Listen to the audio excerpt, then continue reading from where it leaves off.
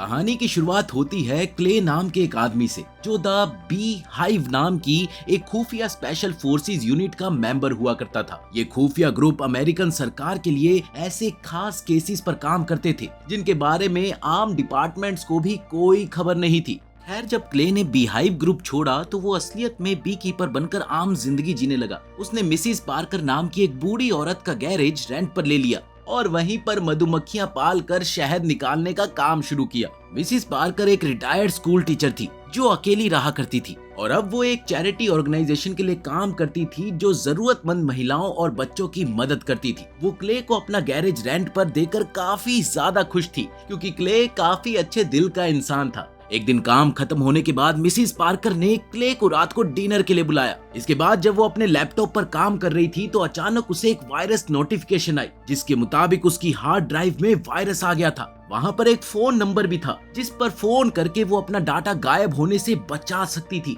अब Mrs Parker ने बिना समय गवाए उस नंबर पर कॉल किया। ट्र ट्र, और वो फोन सीधा एक साइबर अपराधी गिरोह को जा लगा। ये गुंडे एंटीवायरस कंपनी के भेस में भोले भाले लोगों का पूरा बैंक अकाउंट खाली कर देते थे। अब जैसे ही मिसिस पार्कर ने फोन किया तो हैकर्स की टीम ने उनका कंप्यूटर हैक कर लिया और अब वो आसानी से उनकी सारी बैंक डिटेल्स देख पा रहे थे। वहीं मिसिस पार्कर को वायरस और डाटा गायब होने के बारे में कोई खास जानकारी नहीं थी, इसीलिए वो मैनेजर कार्नेट से इसे ठीक करने के बारे में बात कर रही थी। उसे समझ नहीं आ रहा था कि उसके लैपटॉप पर अपने आप विंडोज कैसे खुल रही थी। खैर, कार्नेट ने उसे समझाया कि ये सब कंपनी के वायरस हटाने के प्रोसीजर में शामिल है। इसके बाद कार्नेट ने मिसिस पार्कर से उनके बैंक अकाउंट की जानकारी मांगी। क्या आप अपने बैंक अकाउंट्स की जानकारी दे सकती हैं? और मिसिस पार्कर ने उसे जानकारी भी दे दी। तो कार्नेट ने कंपनी की तरफ से उसके अकाउंट में $50,000 भेज दिए, जिसे देखकर मिसिस पार्कर काफी ज्यादा हैरान हुई। $50,000! अरे उसे देखकर तो किसी की भी आंखें फटी की फटी रह जाए। लेकिन तभी कार्नेट ने उससे कहा कि उसने गलती से 500 की बजाय $50,000 भेज दिए हैं। अब उसने मिसिस पार्कर को बाकी के पैसे लौटाने के लिए कहा तो उन्होंने बिना ज्यादा सोचे समझे अपना पासवर्ड डालकर बचे हुए पैसे कार्नेट को लौटा दिए। लेकिन ऐसा करते ही कुछ ही पलों में उनका पूरा बैंक अकाउंट खाली हो गया। आखिरकार कार्नेट और उनकी टीम का मिशन कामयाब रहा। 7 करोड़! इधर ये सब देखकर मिसिस पार्कर के पैरों तले की जमीन ही खिसक गई, क्योंकि ना सिर्फ उनकी बचत के पैसे गायब हो गए थे बल्कि उनकी चैरिटी ऑर्गेनाइजेशन का भी सारा पैसा उड़ चुका था। उन्हें समझ नहीं आ रहा था कि अब उन्हें क्या करना चाहिए।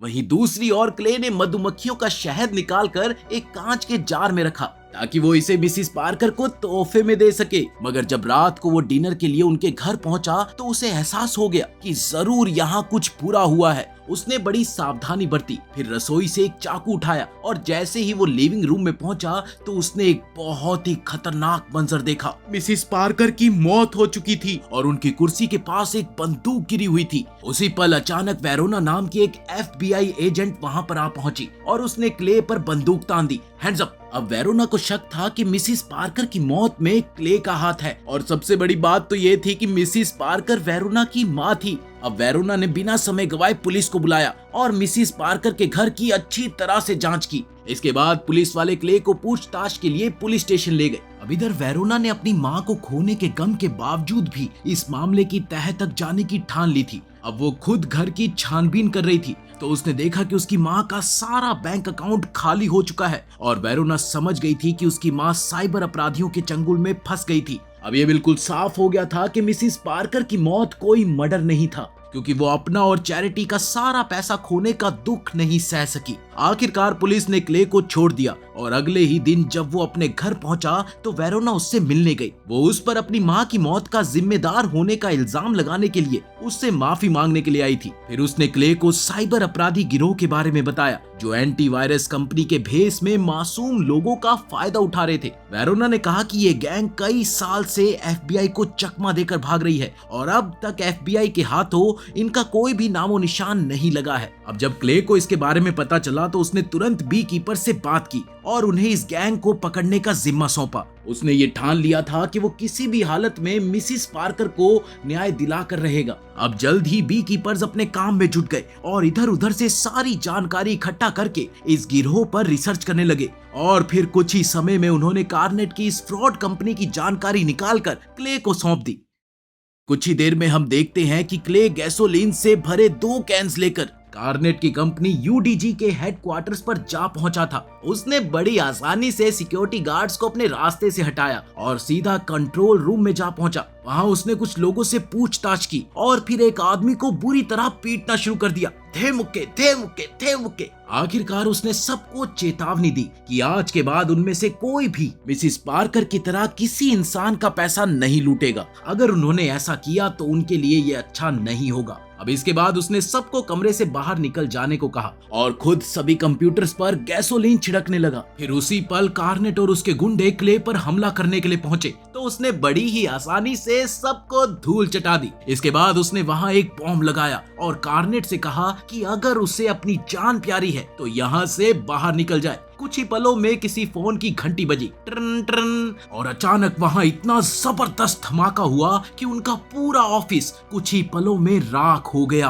अब सब कुछ तबाह होने के बाद कार्नेट ने तुरंत अपने बॉस डैन फोर्थ को खबर की। उसने कहा कि बी कीपर नाम के एक आदमी ने उनके सिक्योरिटी गार्ड्स को मारा और पूरे हेडक्वार्टर्स में बॉम्ब धमाके करके उसे मिट्टी में मिला दिया। अब ये सुनते ही डैनफोर्थ गुस्से से तिलमिला उठा और उसने कार्नेट को कुछ गुंडे बुलाकर क्ले का काम तमाम करने का हुक्म दिया। वहीं दूसरी ओर वेरोना को भी यूडीजी हेडक्वार्टर्स में धमाके होने की खबर मिली तो ये सुनकर उसे मन ही मन में थोड़ी सी तसल्ली मिली। फिर अगले दिन जब क्ले अपने बी फार्म में काम कर रहा था तो कार्नेट और उसके गुंडों ने क्ले के घर का पता ढूंढ निकाला। अब जैसे ही क्ले अपने फार्म से निकला तो कार्नेट और उसके गुंडों ने क्ले के फार्म के सभी छत्ते बर्बाद कर दिए। इसके बाद उन्होंने क्ले का पीछा किया पर सच तो ये था कि क्ले उनके इरादों के बारे में पहले से ही जानता था और वो उनका मुकाबला करने के लिए बिल्कुल तैयार था। जैसे ही गुंडे क्ले के घर पहुंचे तो उन्होंने क्ले पर अचानक हमला बोल दिया, मगर क्ले भी कोई कच्चा खिलाड़ी नहीं था भाई साहब। उसने पूरी ताकत के साथ उनका सामना किया और सभी गुंडों को मौत के घाट उतार दिया।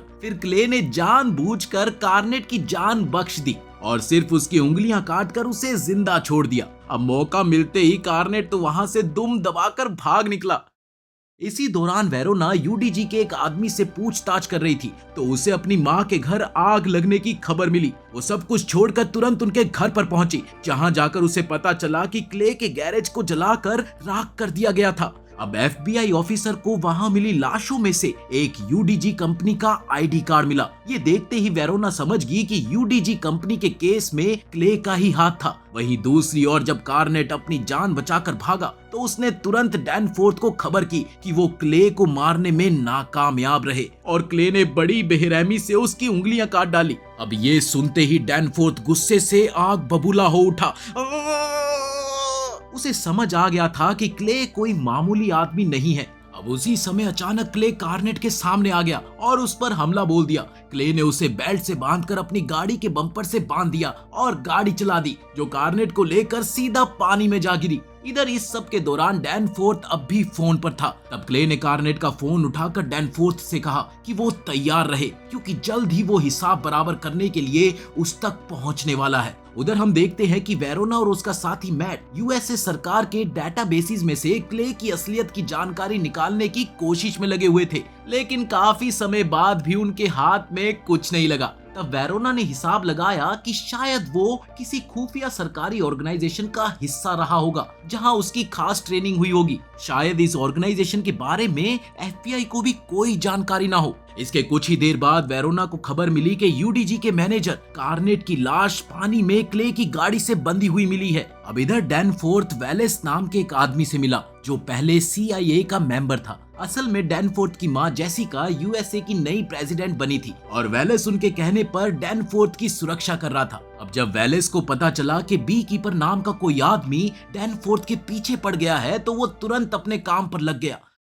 उसने CIA डायरेक्टर जेनेट को फोन करके क्ले के बारे में जानकारी निकालने का जिम्मा सौंपा। तब जेनेट ने उसे बताया कि क्ले बी कीपर्स ग्रुप से रिटायर हो चुका है। अब उसी समय वेलेस ने जेनेट को क्ले को जान से मारने का हुक्म दे दिया। फिर इसके बाद जेनेट ने बी कीपर्स ग्रुप से बातचीत की और एना नाम की लड़की को क्ले का काम तमाम करने की जिम्मेदारी सौंपी। बाद में जब क्ले एक गैस स्टेशन पर गैस भर रहा था तो अचानक एना ने वहां जाकर उस पर ताबड़तोड़ गोलियां बरसा दी, पर क्ले ने भी उसका डटकर सामना किया। आखिरकार उसने एना की भी उंगलियां काट कर उसे जिंदा जला दिया। और इसी वजह से पूरे गैस स्टेशन में जबरदस्त धमाका हो गया। अब और ऑफिसर्स की जान ना जाए इसलिए बी कीपर्स ने CIA को संदेश भेजा कि अब वो क्ले का पीछा नहीं करेंगे। वहीं जेनेट ने ये संदेश वेलेस को भेजा, जिसका मतलब ये था कि CIA और बी कीपर्स दोनों क्ले के मामले से दूर रहेंगे। ये सुनने के बाद वेलेस के पास कोई चारा नहीं था, इसीलिए उसने ये मामला अपने हाथों में लेने का फैसला किया।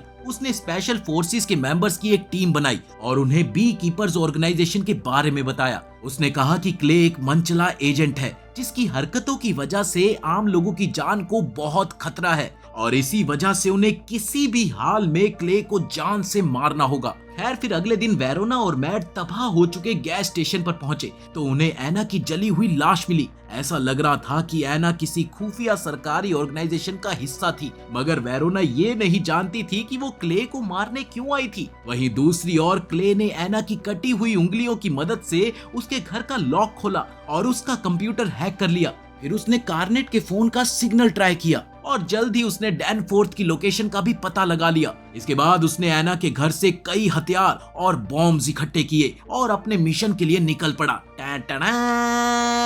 वहीं दूसरी ओर वेलेस की स्पेशल फोर्सेस की टीम क्ले को मार गिराने के इरादे से डैनफोर्थ की बिल्डिंग में पहुंच चुकी थी। बिल्डिंग के बाहर स्वाट टीम को तैनात किया गया था क्योंकि वो जानते थे कि क्ले बिल्डिंग में हमला करने जरूर आएगा। मगर वेलेस और उसकी स्पेशल फोर्स ने बिल्डिंग में काम कर रहे लोगों को अंदर ही रखा जैसे कुछ हुआ ही ना हो।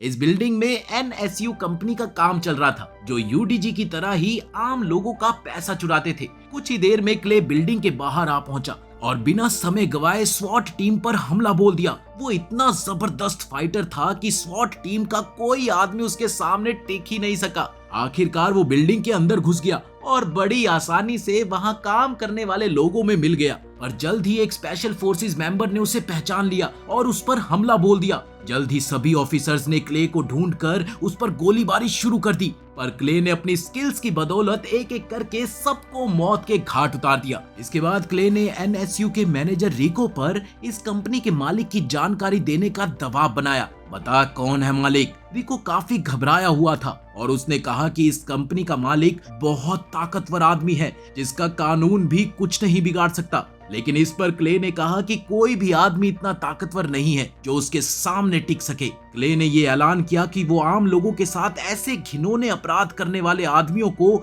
जिंदा नहीं छोड़ेगा। आखिरकार रिको ने अपनी जान बचाने के लिए अपने मालिक का नाम पता बता ही दिया, लेकिन उसी समय वेरोना और उसकी टीम ने वहां आकर क्ले पर हथियार तान दिए, पर इस बार भी क्ले बच निकलने में कामयाब रहा। खैर फिर जल्द ही वेरोना और मैट को पता चला कि UDG और NSU जैसी कंपनीज जो आम लोगों का पैसा चुराती है उनका मालिक US प्रेसिडेंट का बेटा डैनफोर्थ ही है। अब वेरोना को एहसास हुआ कि क्ले की वजह से सिर्फ डैनफोर्थ ही नहीं बल्कि US प्रेसिडेंट जेसिका को भी जान का खतरा है। अब इसकी खबर मिलते ही डेप्यूटी डायरेक्टर प्रिग ने वेरोना और मैट को क्ले को पकड़कर लाने की जिम्मेदारी सौंपी और वहीं स्वैट टीम ने प्रेसिडेंट और उनके परिवार की सुरक्षा बढ़ा दी। फिर अगले दिन वेरोना और मैट सिक्योरिटी सर्विस एजेंट्स के साथ US प्रेसिडेंट और उनके बेटे को सुरक्षा देने के लिए पहुंचे। आज वो बीच किनारे अपने बंगलों में एक चैरिटी प्रोग्राम करने वाले थे। अब FBI और खुफिया सिक्योरिटी सर्विस के वहां होने के बावजूद भी वेलेस डैनफोर्थ की सुरक्षा के लिए चिंता में था।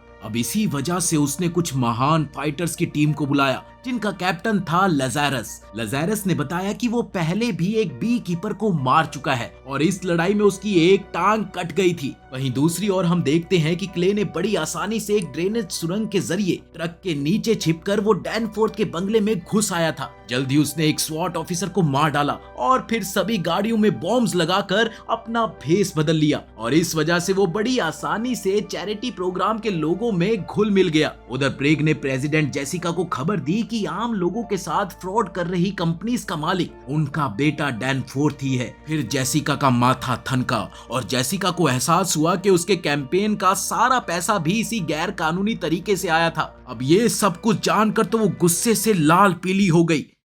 इसी दौरान वेरोना ने प्रोग्राम में क्ले को पहचान लिया और स्वॉट टीम को उसे पकड़ने का हुक्म दिया। अब जल्द ही स्वॉट टीम ने उसे बंदूक की नोक पर गिरफ्तार करने की कोशिश की तो क्ले हार मानकर अपने घुटनों पर बैठ गया। मगर सच तो ये था कि ये भी उसके प्लान का एक हिस्सा था, क्योंकि उसी समय उसने चुपके से खुफिया एजेंट्स के सभी ट्रक्स में धमाके कर दिए और अचानक सभी ऑफिसर्स पर हमला करके डैनफोर्थ की जान लेने के लिए निकल पड़ा। उधर ऑफिस में जब जेसिका को अपने बेटे की काली करतूतों की खबर मिली तो उसने डैनफोर्थ की सच्चाई क्ले और पूरी दुनिया के सामने लाने का फैसला किया ताकि उन मासूम लोगों को न्याय मिल सके। अब इधर क्ले बिल्डिंग में घुसकर सीक्रेट एजेंट्स और वेलेस के गुंडों को बेरहमी से पीट रहा था। कुछ ही समय में वो प्रेसिडेंट के हॉल में पहुंच गया जहां पर लज़ारस और उसकी भयंकर हाथापाई हुई, पर क्ले इसमें भी जीत गया और अब वो प्रेसिडेंट के कमरे की ओर बढ़ा। तभी अचानक वेलेस उसके सामने आ गया। वो उसे डैनफोर्थ को मारने से रोकना चाहता था, पर क्ले ने उसकी एक न सुनी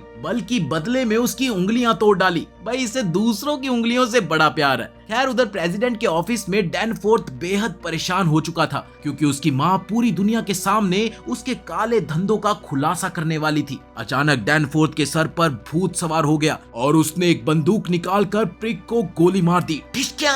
फिर उसी समय क्ले ने कमरे के दरवाजे को बॉम्ब से उड़ा दिया और अंदर घुस आया। तभी वेरोना और बाकी FBI एजेंट्स भी उसके पीछे बंदूक लेकर आ पहुंचे। अब डैनफोर्थ बुरी तरह से घबरा गया था, इसीलिए उसने अपने फायदे के लिए अपनी माँ जेसिका को ही बंदी बना लिया। अपनी माँ को ही बंदी बना लिया, कैसा बेटा है यार ये। वेरोना ने क्ले से कहा कि वो जेसिका और डैनफोर्थ को नुकसान पहुंचाने की गलती ना करे। अब इधर डैनफोर्थ अपनी जान बचाने के चक्कर में अपनी माँ की जान लेने को तैयार हो गया था। अब इस मुश्किल घड़ी में क्ले ने वेरोना से पूछा कि तुम्हारे लिए कानून ज्यादा जरूरी है या निर्दोष लोगों को न्याय मिलना। फिर उसने बिना समय गवाए डैनफोर्थ को गोली मारकर जेसिका की जान बचाई और खुद एक खिड़की तोड़कर वहां से फरार हो गया। इस खिड़की से वेरोना गोली चलाकर क्ले का काम तमाम कर सकती थी, पर उसने खुद को रोक लिया। सच तो ये था कि उसने कानून से ऊपर अपनी माँ और बाकी मासूमों के न्याय को रखा। आखिरकार क्ले का मिशन अब पूरा हो चुका था, इसलिए उसने स्कूबा गियर पहना जो उसने पहले ही बीच पर छिपा दिया था